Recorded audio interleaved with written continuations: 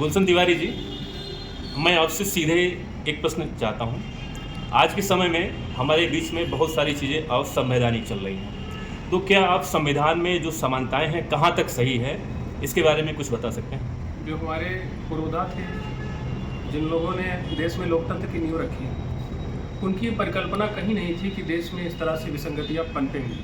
लेकिन आज हमारा संविधान जिस तरह से इसका शाब्दिक अर्थ हम लोग निकालते रहते हैं कि सबके लिए समान विधान, सबको समान विधान देने में, सबको समानता देने में पूरी तरीके से विफल है। उदाहरण आप पूरे देश में से कई क्षेत्रों से उठा सकते हैं। शिक्षा का क्षेत्र है, आरक्षण ने बंटाधार कर रखा है। अगर कोई व्यक्ति किसी पोजीशन पर पहुंच जा रहा है तो उसके बाद भी वहां से उसको प्रमोशन के लिए भी आरक्षण चाहिए। फिर आप किसी भी क्षेत्र से जाइए, आप चुनाव लड़ना चाहते हैं, चुनाव में सीट रिजर्व हो जाती है, तो वहाँ आपका जो चुनाव लड़ने का अधिकार था वो आपसे छीन लिया गया। आप मेरिट होल्डर हैं, आपकी अच्छी मेरिट है, लेकिन आपसे कम नंबर पाने वाला व्यक्ति आपसे बड़े पद पर स्थापित हो जाएगा और वहीं नहीं रुकेगा, उसके बाद उसे प्रमोशन में भी रिजर्वेशन मिलेगा।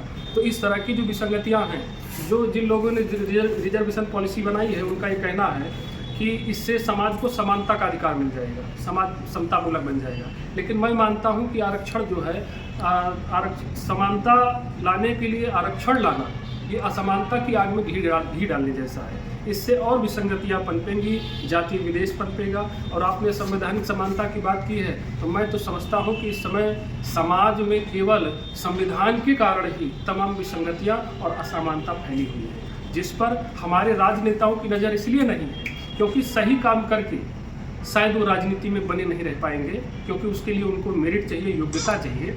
किसी जात की बात करके, किसी धर्म पंथ की बात करके वो केवल अपनी कुर्सी सहेजने का काम कर रहे हैं, क्योंकि राष्ट्रहित की राजनीति करना कंटक मार्ग पर चलने जैसा है, जो सबके बस की बात नहीं है। क्या इसको केवल जातिगत ही लिया जा सकता है?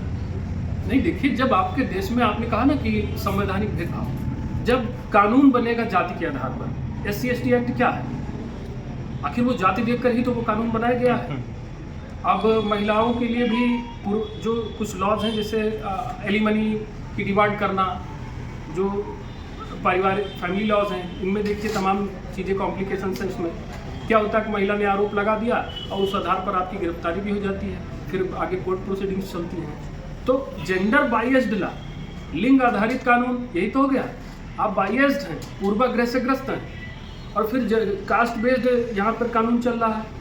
अगर कोई व्यक्ति विक्टिम है, रेप विक्टिम है, और वो SC/ST कम्युनिटी से आता है, तो उसका जो कॉम्पेंसेशन है, मुआवजा है, जो गवर्नमेंट देती है, वो ज़्यादा है। ज़रा देखिए कितनी घृणित बात है। और वही कोई OBC है या जनरल कास्ट की बच्ची है, उसके साथ रेप होता है, तो उसका कॉम्पेंसेशन कम है। संविधान में पुरुष और महिला में जो समानताएं हैं, इसके बारे में क्या आपके आशा है? असल में समानता एक परिकल्पना है, अभी इसको क्लियर कट डिफिनीशन नहीं मिला। हम आप समान कैसे हो सकते हैं जब हम आप अलग हैं? शोषण दोनों का हो रहा है, दो अलग अलग क्षेत्रों में। शोषण और इस तरह से जो समानताएं हैं, कहीं असमानताएं हैं, तो इसके बारे में क्या आपके विचार हैं, पुरुष वर्ग के लिए और महिला वर्ग के लिए? महिला, जैसे कहा जाता है, महिला और पुरुष दोनों एक दूसरे के पूरक हैं।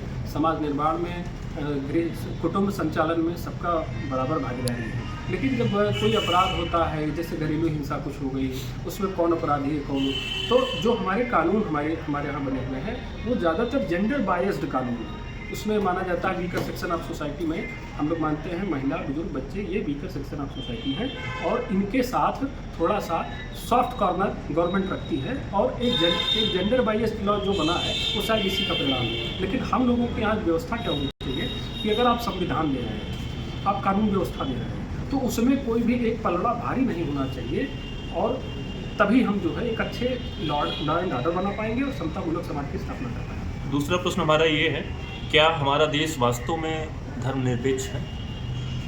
कहने को लिए तो संविधान में धर्मनिरपेक्ष शब्द शायद 1976 में जोड़ा गया था, 42वें संवैधानिक संशोधन के साथ। उसमें 2 शब्द और जोड़े गए थे, सेकुलर शब्द जोड़ा गया था, सोशलिस्ट शब्द जोड़ा गया था।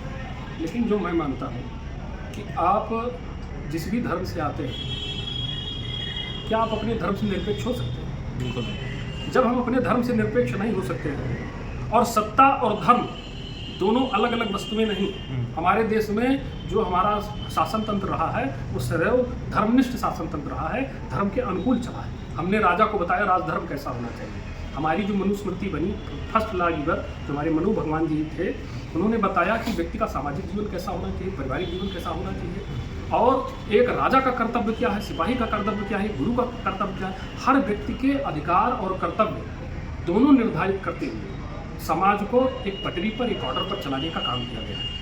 आज की सरकारें जो हैं वो जो हमारे विदेशी आक्रांता थे, जिन लोगों ने हम पर शासन किया, उदाहरण के तौर पर आप देख लीजिए कि आज हमारे मंदिरों पर जिस तरह से गवर्नमेंट का कंट्रोल है, देश भर में जो अच्छे राजस्व देने वाले मंदिर हैं, विशेषकर साउथ में आपको मिलेंगे, तो आप देख रहे हैं कि उनमें गवर्नमेंट का कंट्रोल बन जाता है। एक डिपार्टमेंट तय कर लिया जाता है, सरकारी कर्मचारियों की नियुक्ति हो जाती है और फिर वहाँ से धनगाही शुरू हो जाती है।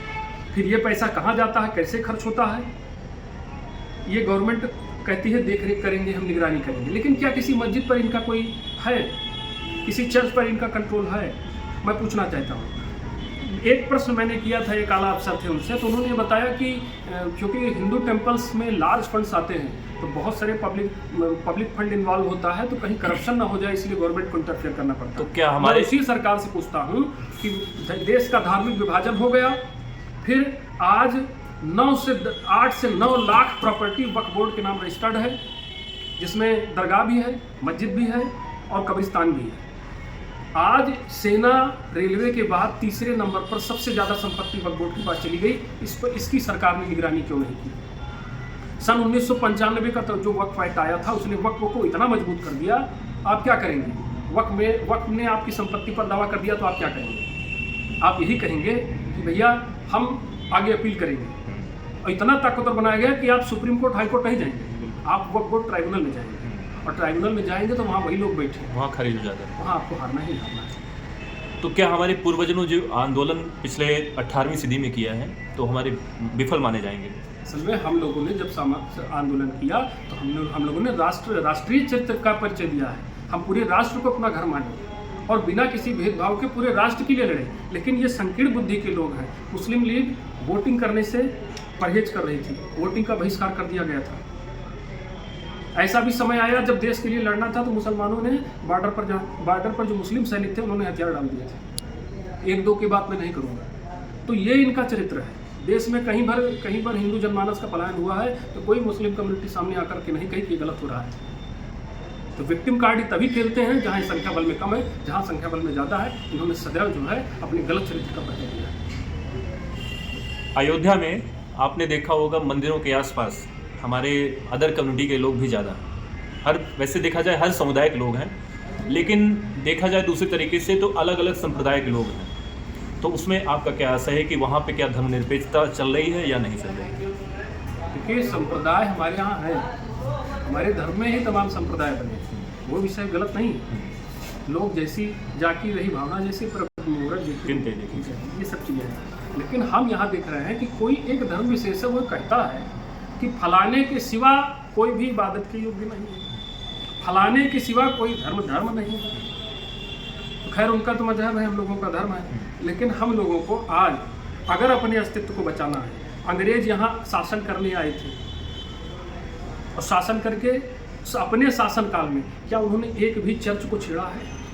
चर्च मिशनरियों को उन्होंने बढ़ावा दिया और मिशनरियों ने कितने बड़े पैमाने पर आपके देश में क्रिश्चियन कम्युनिटी को बढ़ावा दिया है, आप देख रहे हैं। मुस्लिम आए तो उन्होंने भी अपने किस तरह से धर्मांतरण हुआ। आज धर्मांतरण देश की सबसे बड़ी चुनौती है जिस पर कोई ध्यान नहीं दे रहा है। उसके बाद अभी SIR का मामला चल रहा है, आप देख रहे हैं हेडलाइंस SIR के लिए बहुत चल रही है। और ये केवल बिहार में पाया गया, लगभग मुझे अगर मैं गलत नहीं हूँ तो 5 लाख फर्जी वोटर पाए गए केवल बिहार में। तो जरा सोचिए पूरे देश में कितने फर्जी वोटर ID बने, वोटर ID नहीं, आधार कार्ड, फर्जी आधार कार्ड बने हैं। फर्जी आधार कार्ड किसके बने? जो यहाँ पर रोहिंग्याओं ने घुसपैठ की है, जो बाहर के गलत लोग घुसपैठ किए हैं, ये उन्हीं के फर्जी आधार कार्ड बना करके उनको इस देश में लाया गया है। और वामपंथी और ये जो तथाकथित धर्मनिरपेक्ष लोग, शांतिदूत लोग, ये इस देश में इनको बढ़ावा दे रहे हैं ताकि अपने हिसाब से कैसे छत बिछत करके देश को तोड़े और तोड़ने के बाद अपने मंसूबों को कामयाब करें। ये तो जांच का विषय है कि प्रशासनिक और लोकल जो प्रशासन के लोग हैं, कम्युनिटी के लोग नहीं ध्यान दे रहे हैं कि फर्जी आधार कार्ड बन रहा है, सारी चीज़ें जांच का विषय है। लेकिन अगर ये देखा जाए कि जो हमारे देश के बाहर के लोग आकर के यहाँ रुक रहे हैं तो उनका वेरिफिकेशन भी अनिवार्य है। तो इस बेस पर हमें क्या क्या कदम उठाने आवश्यक है? देखिए, गवर्नमेंट के पास ऐसे ऐसे डिपार्टमेंट्स हैं और पूरी मशीनरी है। यहाँ बात है कि फिर एक नया मुद्दा आता है, हम लोग बात करते रहेंगे और ये बात चलती रहेगी। लेकिन मैं आपको बताना चाहता हूँ, अगर बॉर्डर, पहली बात हमारे जितने बॉर्डर्स हैं वो पूरी तरीके से खुले हुए हैं, बहुत ज़्यादा उसमें अच्छी सिक्योरिटी नहीं है। मैं अश्विनी, सुप्रीम कोर्ट के वरिष्ठ अधिवक्ता हैं अश्विनी उपाध्याय जी, उनको सुन रहा था। उन्होंने बताया कि चीन की जो दीवार है लगभग 25,000 या 21,000 किलोमीटर है, चीन ने बनाई थी।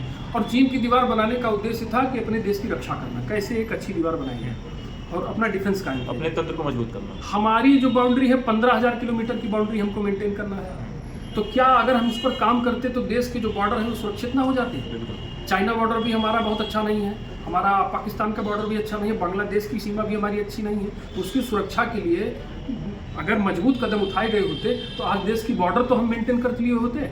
जब वो बॉर्डर सुरक्षित होगा तभी ट्रेसपासिंग रुकेगी। और ऊपर से भ्रष्टाचार, एक व्यक्ति पकड़ा गया है, सिर्फ बॉर्डर का ही पकड़ा गया है, एक एक व्यक्ति को घुसपैठ कराने के लिए 2-2 हज़ार रुपये की डिमांड की गई है, करोड़ों रुपए की धन उगाही हो रही है। जब बॉर्डर पर ही भ्रष्टाचार है, जो सीमा के रक्षक हैं वही उल्लंघन कर रहे हैं, तो देश की आंतरिक सुरक्षा तो खतरे में आएगी।